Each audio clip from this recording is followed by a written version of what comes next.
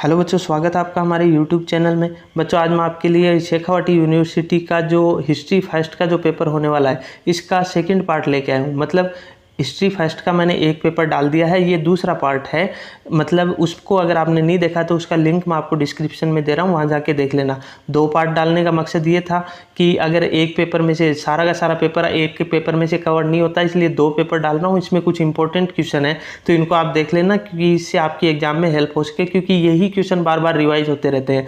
तो इसको आप ढंग से देख लेना एक बार। इसमें देखो, आपके जो क्वेश्चन है वो पेपर होगा वो टोटल 100 नंबर का आएगा, और यहाँ पे जो निर्देश दिए हुए होंगे उनको आप ढंग से पढ़ लेना एक बार के लिए कि आपको पेपर किस तरह से अटेम्प्ट करना है। बाकी आपको 50% ही अटेम्प्ट करना है, 50 नंबर का ही आपको क्वेश्चन करने हैं, ठीक है ना। उसके जो यहाँ पे निर्देश दिए हुए हो ना, उनको ढंग से पढ़ लेना एक बार के लिए आप, ठीक है ना। उसके बाद देखो, आपका जो पेपर आएगा उसमें कुछ आपके इस तरह से क्वेश्चन आने वाले हैं। देखो, स्टार्टिंग में आपके अति लघुतरात्मक क्वेश्चन होंगे, उनमें आपको क्वेश्चनों के आंसर देने हैं। देखो, इनमें मध्य पाषाण काल के 4 उपकरणों के नाम बताइए, उपनिषद किसे कहते हैं, कोई 4 के नाम बताइए, 4 महाजनपदों के नाम बताइए, नगर शैली का वर्णन कीजिए। उसके बाद देखो, आपका अगला जो क्वेश्चन है, चोल स्थानीय स्वशासन की 2 विशेषता बताइए, धम्म महामात्र क्या है, हैनसांग कौन था, कब आया था, इसके बारे में आपको टिप्पणी लिखनी है।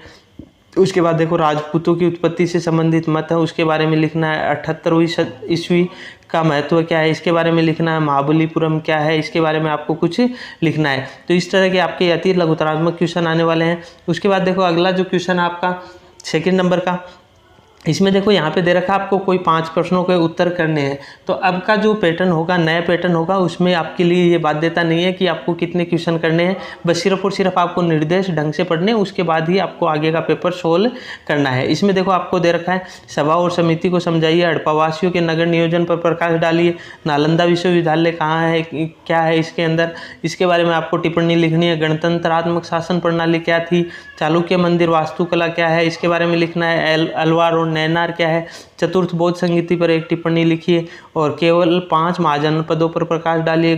गौतमी पुत्र सतकर्णी कौन था, इसके बारे में आपको लिखना है।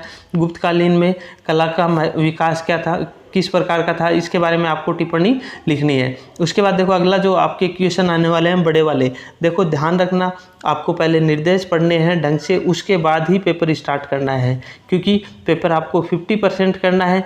यूनिट की कोई बाध्यता नहीं है, आपको कौन से यूनिट से कौन सा क्वेश्चन करना है। यहाँ पे 2-2 दे रखे हैं, तो ऐसा कोई सिस्टम नहीं है कि आपको 2 में से 1 करना है। आपको पहले निर्देश पढ़ने हैं, उसके बाद ही पेपर करना है। उसके बाद देखो, इसमें कुछ इंपॉर्टेंट क्वेश्चन है। प्राचीन भारतीय इतिहास के स्रोतों का वर्णन कीजिए। उसके बाद देखो, वैदिक युग के राजनीतिक, सामाजिक और धार्मिक जीवन का वर्णन कीजिए। उसके बाद देखो, चंद्रगुप्त मौर्य की उपलब्धियों का वर्णन कीजिए। अशोक के धम्म की व्याख्या कीजिए, इसकी क्या प्रकृति थी। उसके बाद देखो, समुद्रगुप्त की विजय और उपलब्धियों का मूल्यांकन कीजिए। उसके बाद देखो, आपका जो लास्ट क्वेश्चन आएगा, पल्लवों की सामाजिक व सांस्कृतिक उपलब्धियों पर एक लेख लिखिए। तो इस तरह का आपका ये पेपर आने वाला है, और इसको आप अच्छे से तैयार कर लेना। ये 2 पेपर हैं, 2 पेपर में से आपके लगभग क्वेश्चन मिल जाएंगे, इसलिए आप इनको अच्छे से तैयार कर लेना। अगर इस पेपर की आपको PDF चाहिए तो PDF के लिए आप डिस्क्रिप्शन में मैं आपको टेलीग्राम ग्रुप का लिंक दे रहा हूँ, वहाँ जाके आप टेलीग्राम ग्रुप ज्वाइन कर लेना। वहाँ पे आपको इसकी PDF प्रोवाइड करवा दी जाएगी। तो आप इन दोनों पेपरों को ढंग से तैयार कर लेना, और एग्ज़ाम के लिए बेस्ट ऑफ लक। धन्यवाद।